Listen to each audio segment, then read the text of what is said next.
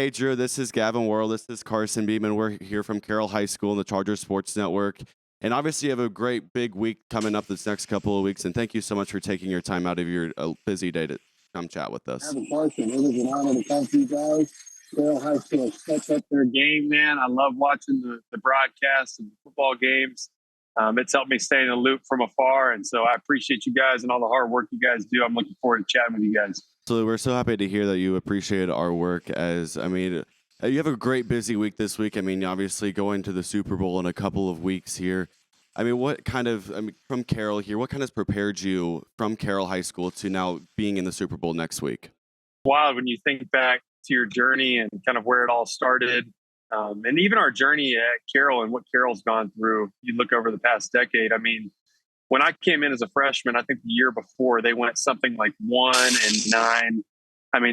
We weren't a good football school, and Coach Stein really came in and put together a great staff and turned things around and created a lot of opportunities for myself, other players. I think of guys like my brother who went on to play college football, Tyler Hand, who went on to play college football. So many guys who went on to play college football and some professionally. And it's been a journey. And to see Carroll make it to state last year, make a playoff run this year, it's just cool to see how far the program's come. You obviously see the new stadium. There's a lot of excitement. And so I'm thankful for the ways it blessed me. And, it's cool to see Carroll football doing well. It's awesome for me to be doing well here and being able to go to the ultimate dream as a football player, which is the Super Bowl. And I'm certainly excited to represent Fort Wayne and Carroll High School and everybody who's helped me along the way. Yeah, Drew, going into that, kind of the difference between high school to college and then, of course, the NFL. How have practices kind of differed throughout? Have they gotten harder? Has the conditioning kind of changed? What has kind of been the same and different from that? Yeah, Carson, that's a great question. I would say in high school, man, Coach Stein, he runs a tough practice, man. You're going to get your conditioning in. I remember those 200s we'd have, those half gassers we'd have, the 40s we'd have. And he conditioned us each and every day all the way into the playoffs. And that definitely prepared us for deep runs. I think as you go, into college, into the pros, practices change a little bit more. You kind of incorporate, and each coach has a different philosophy, but my coaches that I've been a part of have kind of incorporated the conditioning into practice a little bit. Each level you go up, the game just gets a little bit faster. Everybody's a little bit faster. Everybody's a little bit stronger. Everybody's a little bit bigger. And so the intensity of practice ramps up a little bit, and every rep you're taking is more like a game rep. Kind of going into, you won the AFC Championship just last Sunday. Definitely a huge accomplishment to kind of fall into. Where does that kind of rank on your all-time just favorite sports memories, just being able to win that with your team? Yeah, Carson, that's going to be up there probably as the top sports memory. It's definitely the biggest game I've played in my career. Kind of all the chips are on the table. You've got a chance to go to the Super Bowl. And, there's guys who play an entire NFL career, 10 plus years, and never get the chance to sniff the Super Bowl. And so coming from a team where I only played in one playoff game in 4 years, just the opportunity to play in 4 this year and go to the Super Bowl has been everything and meant everything to me and my family. It was special to have my son Elijah there and my wife Jackie and my brother-in-law Henry to kind of celebrate that moment on the field afterwards. And it's certainly one I won't forget. Yeah, coming out of high school, you were recruited by 12 different schools, and you ended up choosing Notre Dame. What kind of went into that decision? Because, you signed just a couple weeks after your final game as a senior. So why choosing Brian Kelly as your way to go for college? So I was a baseball player originally and thought I would go to school to play baseball. And it wasn't until after my junior season that I kind of started figuring out how this college football recruiting thing works and going to some camps. I got some smaller MAC offers and some Big Ten offers, and Michigan and Notre Dame and kind of schools that I were eyeing didn't necessarily offer at first. And so when Notre Dame came along and offered just the opportunity of academics, to play football at the highest level, to play in big time games against the best competition, ultimately, I felt like that was the best decision for me and my family. Being the oldest of 5, it was important to me to be close to home, where my siblings can come to the game or my parents can come to the games. and where I could still kind of be a part of their lives. And so those were some important factors that kind of went into that decision for me. Yeah, absolutely. And I mean, you talked about your family and how important it is. And we actually have a surprise guest here who goes to Carroll. I mean, your brother here is going to join us here in a second. Oh. What up, DT? How you feeling? E-man, what's up, dude? How are you? Doing good, doing good. You? I'm doing unbelievable, man. I can't wait to see you here in about a week. I mean, Drew, what kind of relationship do you have here with Ethan? I mean, he's your youngest brother. I mean, what is that relationship between you two? Man, Ethan got better looks than me. He's smarter than me. About the only thing I got him on right now is I'm in the NFL. And so he's awesome. I love him so much. It's been tough, I think, being in California the last 4 years and obviously Kansas City and being not being able to go to his games. But like I said, you guys' broadcast has been a huge way for me to stay connected with his football career at Carroll. And, we're all close as siblings for sure. Yeah, For sure. yeah. I mean, competitiveness is a big part of our relationship. I mean, Carroll got the chance to go to state, and of course, he had to one up and go to the Super Bowl, I guess. So. Yeah, and that kind of brings me to my next question with that family dynamic. As you said, 5 siblings in the family, a lot of them playing at the high school football level and higher. What are your backyard footballs like? I feel like that's got to be one of the most intense things ever. We got after a little bit. We had the upper hand on Ethan because of the age difference for a while. But there for a second, we thought Ethan was going to potentially jump us all, be taller and bigger than all of us. We'll see if that happens. I still was growing my senior year of high school. So there's still the potential he could end up bigger than me and be putting me in the headlock down the road. But for now, I still have the upper hand. Yeah, as of right now, Drew is the only one that has surpassed 6 feet tall. The rest of us are 5'11" or under. So. And I mean, for you, Ethan, what is this relationship? I mean, your brother in the Super Bowl, what does that mean for you? I mean, our relationship has gone back to when he was in high school. I mean, he had always been someone I'd looked up to. His work ethic, he was so down to earth, humble, follower of Christ, and he had always just been a bigger brother to me that always pushed me to be the best that I could be. I remember when I was in elementary school, he made a bet with me that if I ran a mile every day for a month, he'd give me a reward of like $100 when he was in high school. And it really wasn't about the money. It was for the fact that he was at college he was at college at the time, and he would check in on me every single day, see how I was doing, and motivate me to keep pushing. So I think ultimately he has been that person that has driven me to be the best person that I can be. That's really good. And then kind of what do you take from Drew's game, really, as you're now a varsity football player, still playing linebacker, same as Drew? Do you take anything from his game and implement it into you? Oh, absolutely. I think when it comes to Drew's craft when he plays football, he just has a natural nose for the ball. And that's not something you can teach, but I tend to watch his games and see how he does it at such a high level. Like I said earlier, I'm a smaller Tranquil, and he also deals with that going against big linemen, so I tend to watch his technique, how he gets off blocks, and ultimately I just study what he does and try to implement it into my own craft. I mean, obviously, it's such a special relationship here between both of you, and I mean, like having a brother you having to look up to has had to be something super special for you in the Super Bowl. Are you going to go to the game here next week? Oh, absolutely. We would not miss it for the entire world. I'm excited that the whole family will get to be there and supporting them. Yeah, I get to go to Las Vegas, have a little fun there in the city, and it'll be a great experience for you. And I'm so happy that you have your brother here to go to the Super Bowl with. Absolutely. Thank you. Then we actually have one of your mentors here, a teacher, and also your coach. Coach Doug Dinan is here with us today. How are things in Kansas City? We are fantastic. We got a little bit of a heat wave here right now. It was 30 below zero a couple weeks ago playing the Dolphins, and now it's 55. We were at the park with the kids yesterday, but we're doing really well. How are you and yours doing?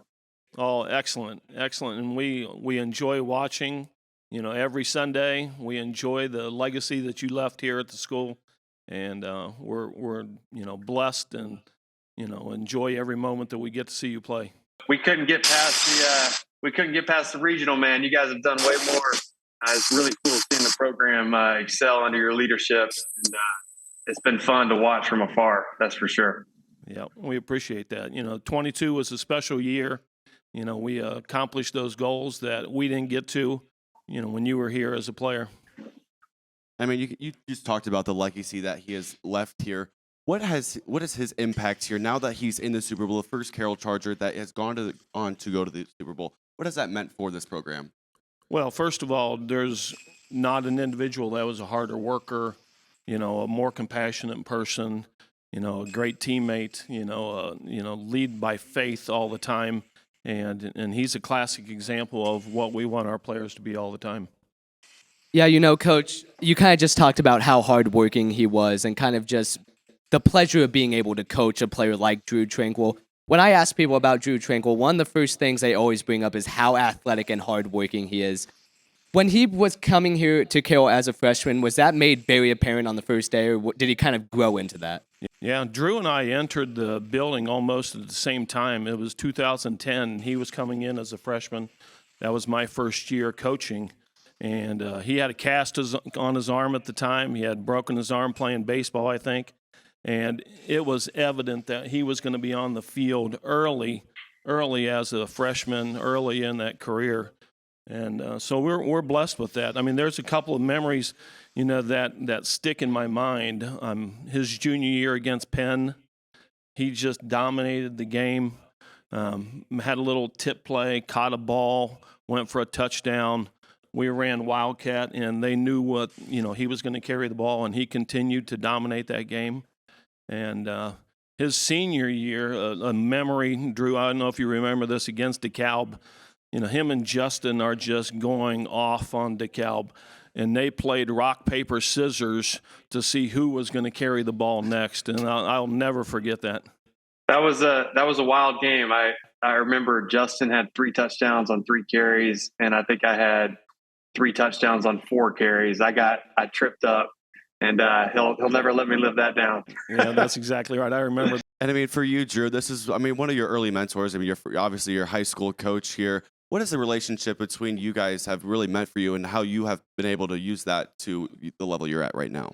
Stein was great early on in my career. I mean, as a competitor, I wanted to come in and play varsity right away, and he didn't let me do that. Originally, I played on the freshman team for a majority of the year, and he brought me up around the playoffs, and I think that was great for my development, not only physically.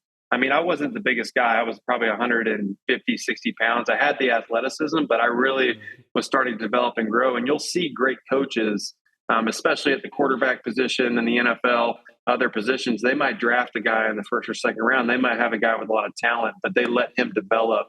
It's good for that player physically. It's good for their mental development. And I think Coach Stein understood that as a coach, as a first-year coach at Carroll.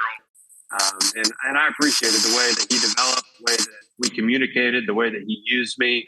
And so, I mean, he was a special person, and he's obviously still there for a reason. And so, it meant a lot to my development. Yeah, and Coach, you had the honor of coaching 4 of the Tranquil brothers. You have Jack, Justin, Drew, and Ethan, of course, currently. Who would you say is the easiest to coach in a way, and who kind of challenged you the most? I think that they all had their strengths. I mean, obviously, Drew playing in the NFL, it's easy to say that he was the best player. But Justin was an explosive player, and Justin could go to the house in a heartbeat and was incredibly fast. And I think that Drew might have been a step ahead, but all of them have their attributes. Jack was a tremendous player. Lost his senior year, and Ethan's been a great leader for us. Going into his senior year, and will continue to lead our program. So it's been a blessing, and we wish that Mama Tranquil would have had more so we could just continue that Tranquil legacy. If Mama Tranquil heard this, she would say, absolutely, heck no. And I think if Justin heard you say he was a step faster than me, he would be driving to Fort Wayne right now to have a conversation with you. But it's a great question. And I think if you ask all 4 of us who the most talented football player was, we would probably all say Justin. He was I mean, going back to 7 and 8 years old, I mean, he could, like Coach Stein said, he would go to the house at any given moment. He was special instinctually. And I think one thing I was blessed with that my other three brothers had to go through is they've all faced significant injuries in high school. Justin tearing his ACL his last year, Jack tearing 2 ACLs. Ethan had a big time shoulder issue this past year. And, you know, I was able to make it through. Obviously, I had my injuries at Notre Dame, but, you know, I think Coach Stein and I maybe butted heads a few times. I know there was a homecoming incident my senior year, but I appreciate those words, Coach, for sure. Yep, absolutely. We'll always love you. Thank you so much, Coach Stein, for your time. Absolutely. So you obviously have played now 5 seasons in the NFL. Your first 4 seasons were with the Chargers, and then your second season didn't play much. Obviously, got injured in Week 1.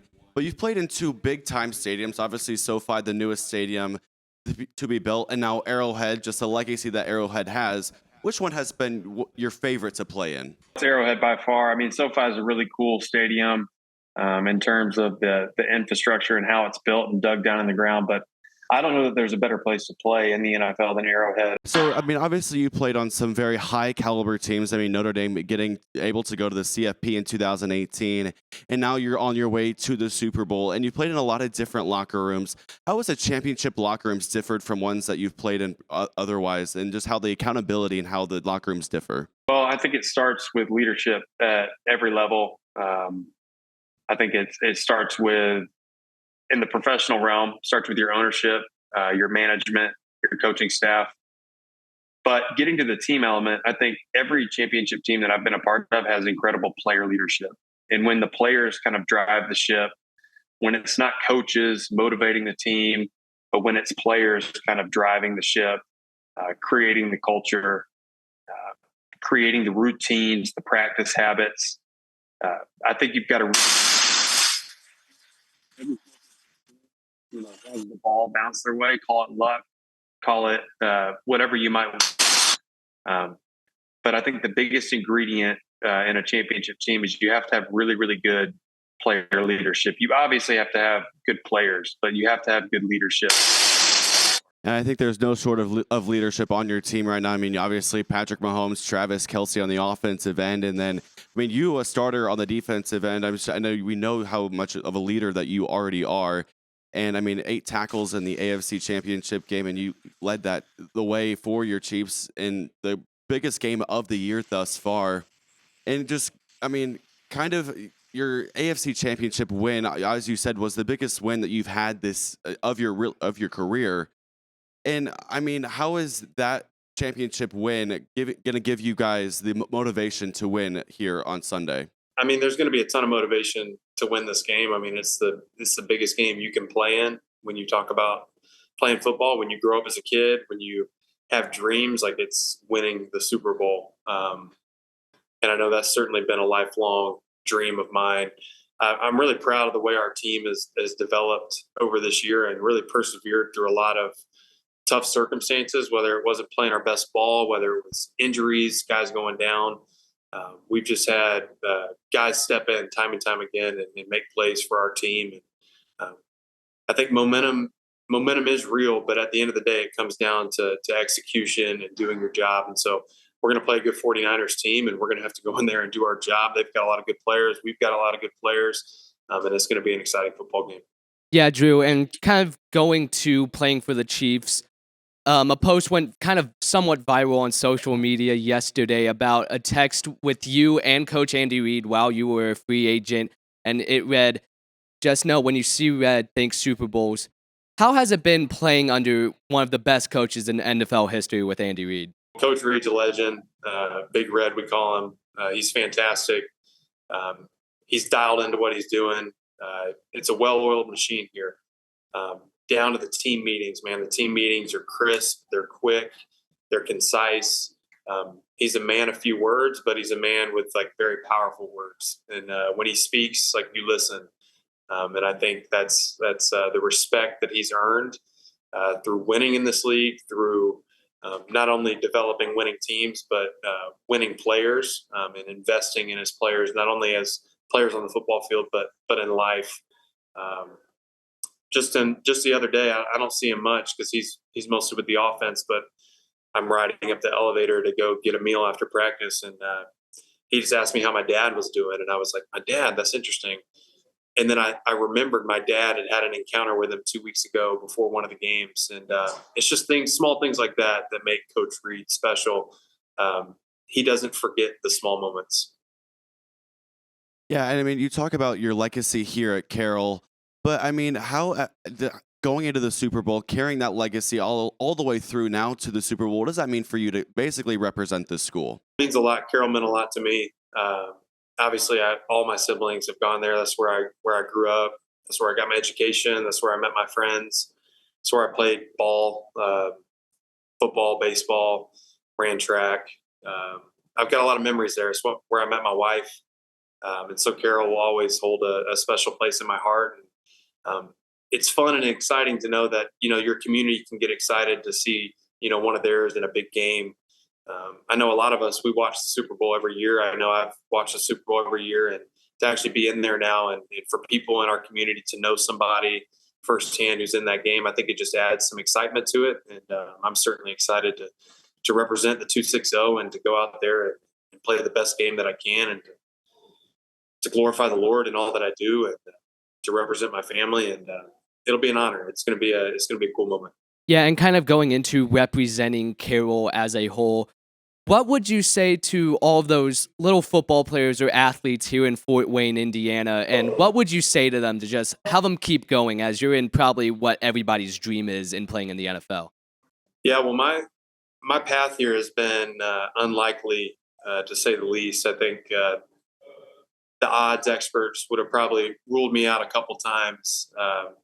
When you just look at, I was known for there a little bit at Notre Dame as the guy who tore his ACL celebrating, and to think that I could go from that moment, having torn my second ACL in the span of 8 months, to the NFL was a long shot. I was a safety who was kind of changing positions to linebacker, and nobody really was like, this guy's a tweener, didn't really know where I would fit in.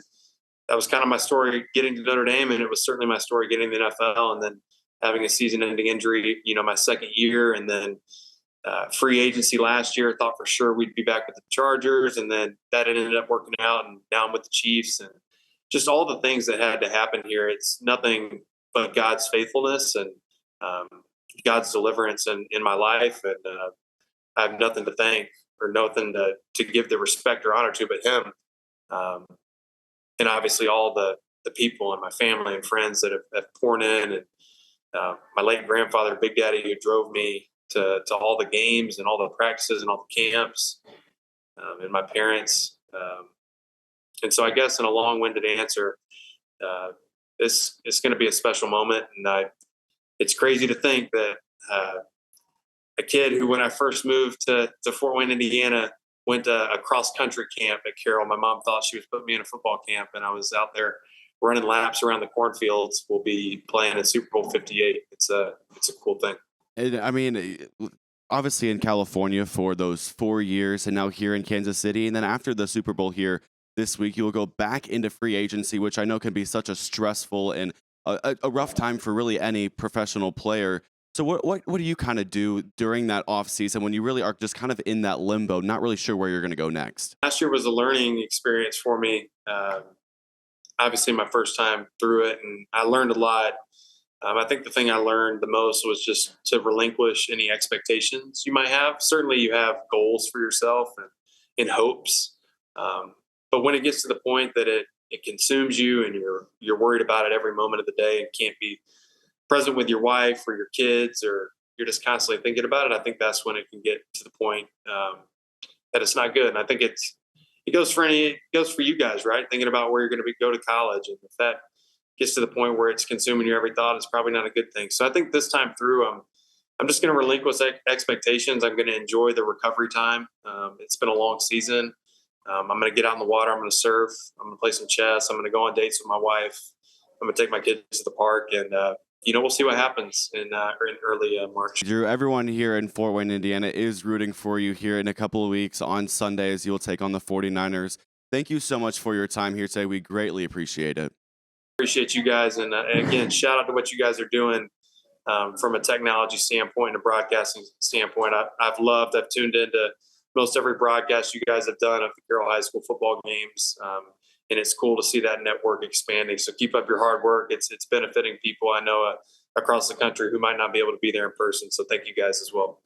Go Chargers, bleed blue, but let's bleed red this upcoming week.